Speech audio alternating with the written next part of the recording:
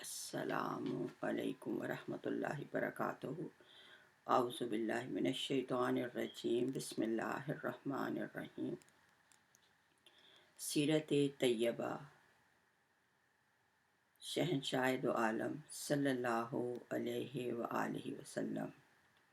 سلام اس پر جو دنیا کے لیے رحمت ہی رحمت ہے، سلام اس پر کہ جس کی ذات فخر آدمیت ہے، سلام اس پر کہ جس نے فضل کے موتی بکھیرے ہیں، سلام اس پر بروں کو جس نے فرمایا یہ میرے ہے۔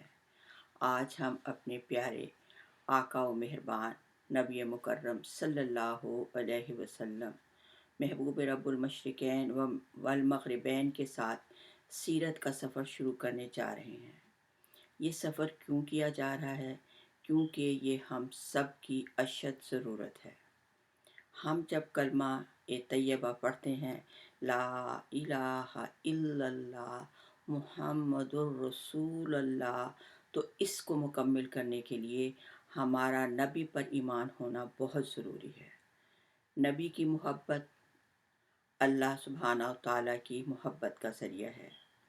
سیرت النبی صلی اللہ علیہ وسلم کو اس جذبے اور عقیدت کے ساتھ پڑھیں کہ یہ محبوب رب المشرقین والمغربین کی حیات مبارکہ ہے۔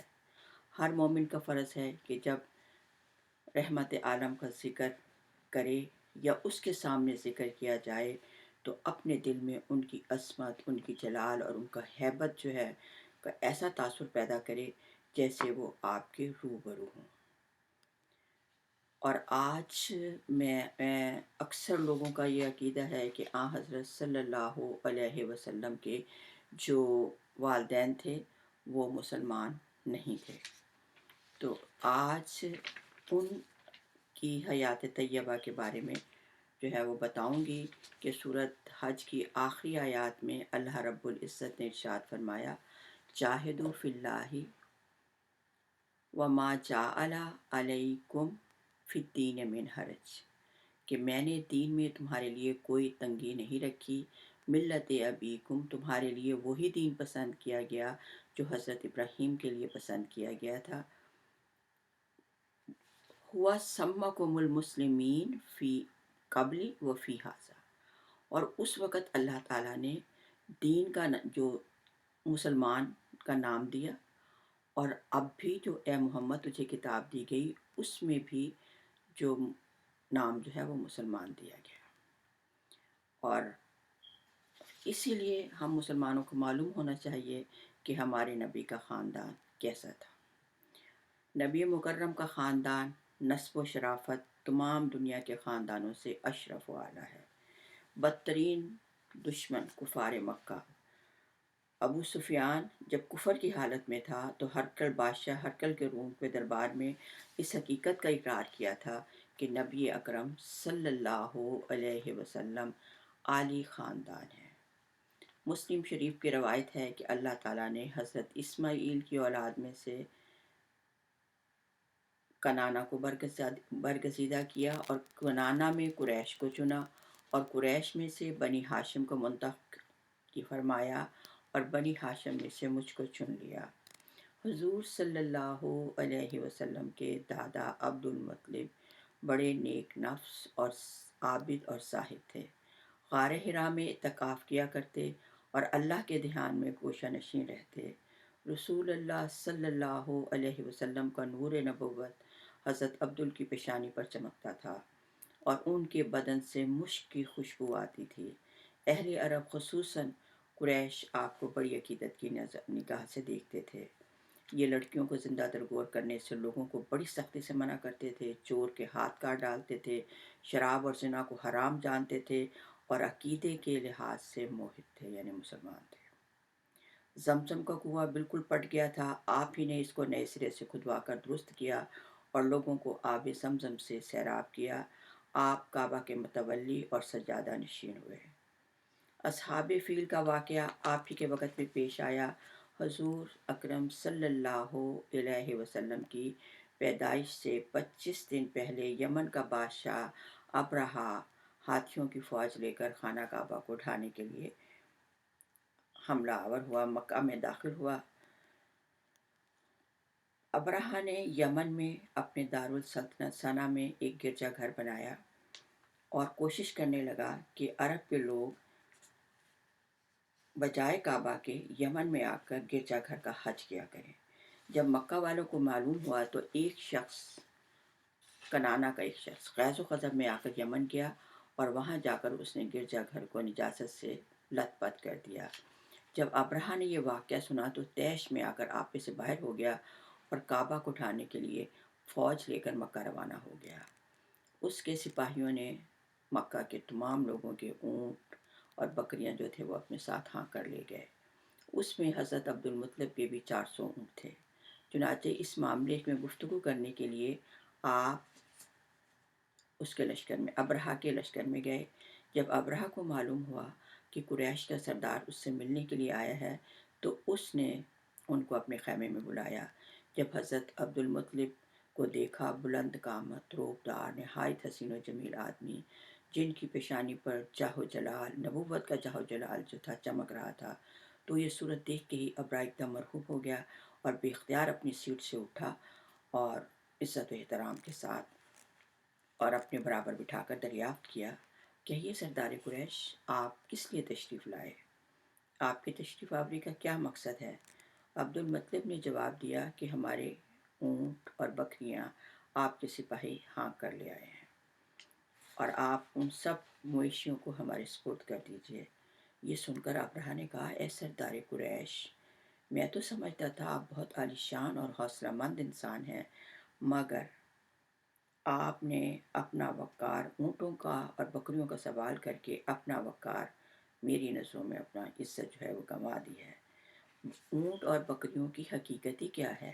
میں تو آپ کے کعبہ کو اٹھانے کے لیے آیا تھا، آپ نے مجھ سے اس بارے میں کوئی گفتگو نہیں کی۔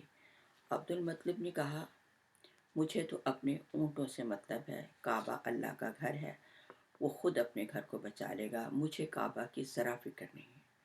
یہ سن کر ابرہہ بڑی فرعونی انداز میں کہا کہ اے سردار مکہ، سن لیجئے، میں کعبہ کو اس کی کعبہ کی اینٹ سے اینٹ بجا دوں گا اور روئے زمین سے کعبہ کا نشان مٹا دوں گا، کیونکہ مکہ والوں نے میرے گرجا گھر کی بے حرمتی کی ہے، اس لیے میں انتقام لینے کے لیے کعبہ کو مسمار کر دینا ضروری سمجھتا ہوں۔ عبدالمطلب نے کہا، پھر آپ جانے اور اللہ جانے، میں آپ سے سفارش کرنے والا کون ہوں؟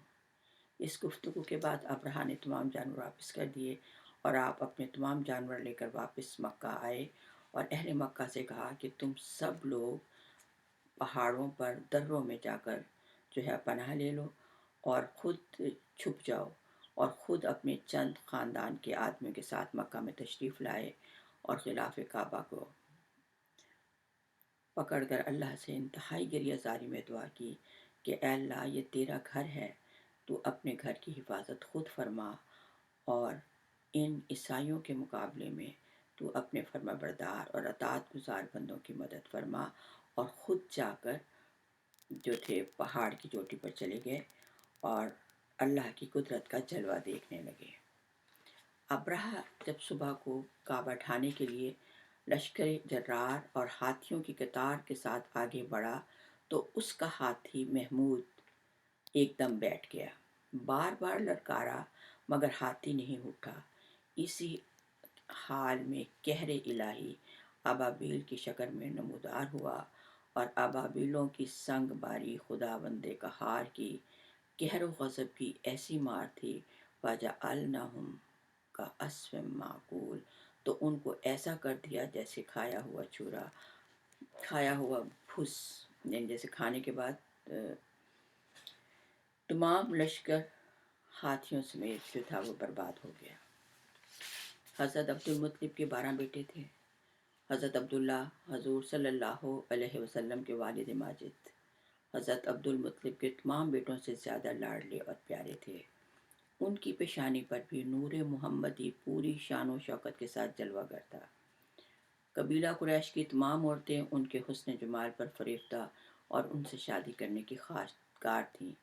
مگر حضرت عبدالمطلب اپنے بیٹے کے لیے ایسی عورت کی تلاش میں تھے جو حسب نسب اور شرافت کے لحاظ سے سب سے اعلیٰ ہو۔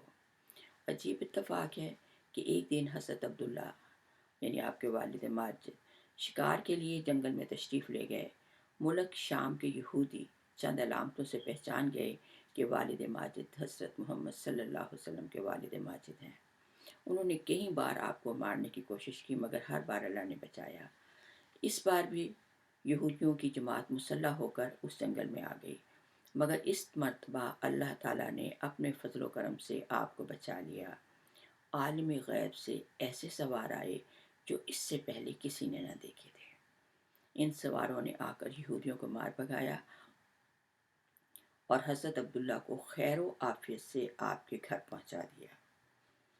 وہب عبد مناف یعنی حضرت عبدالمطلب کے والد وہ بھی اسی جنگل میں تھے۔ انہوں نے اپنی آنکھوں سے یہ سب کچھ دیکھا اور ان کے دل میں حضرت عبداللہ کی انتہائی عقیدت اور محبت پیدا ہو گئی کہ اللہ نے کیسے اس بچے کی مدد کی، اور انہوں نے عہد کیا کہ میں اپنی بیٹی حضرت آمنہ کی شادی جو ہے وہ حضرت عبداللہ رضی اللہ تعالیٰ عنہ سے کروں گا۔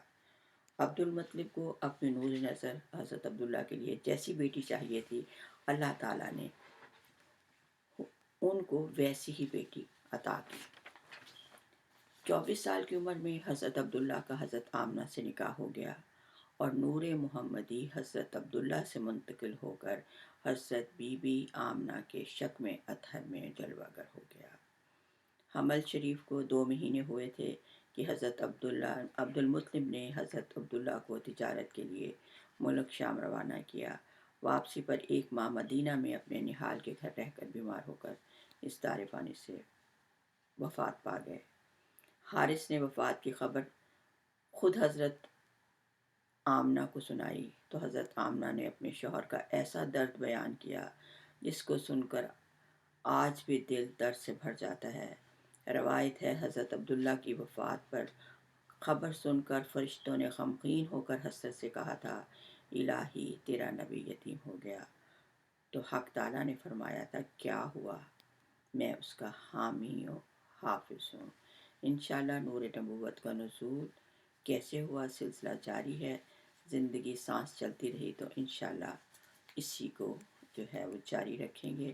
اللہ تعالیٰ سے دعا کرتے ہیں کہ اللہ رب العزت ہم سب کو حضرت محمد صلی اللہ علیہ وسلم کی محبت، ان کی سنتوں پر عمل کرنے کی توفیق عطا فرمائے۔ آمین یا رب العالمین۔